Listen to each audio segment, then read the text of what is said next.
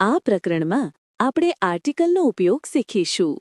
Article એ, N અને the એ અંગ્રેજી ભાષાની વિશિષ્ટતા છે, કારણ કે બીજી ભાષાઓમાં આર્ટિકલનો ઉપયોગ થતો નથી અને આ કારણે જ સામાન્ય વાતચીતમાં લોકો આર્ટિકલના ઉપયોગમાં ભૂલો કરતા હોય છે. હું તમને આર્ટિકલ્સનો ઉપયોગ સરળ રીતે શીખવીશ. હવે આપણે જોઈએ કે આર્ટિકલના બે પ્રકાર છે.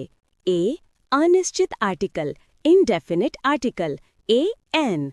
બી, નિશ્ચિત આર્ટિકલ ડેફિનિટ આર્ટિકલ ધ.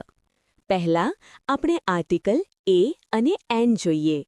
દરેક સામાન્ય નામની આગળ એ અને એનનો ઉપયોગ થાય છે. જેમ કે a child, a girl, N apple, N આવર.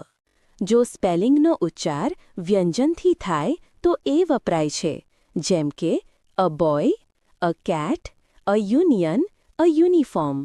જો સ્પેલિંગનો ઉચ્ચાર સ્વરથી થાય તો એન વપરાય છે, જેમ કે an apple, an engine, an inkpot, an honest, an air.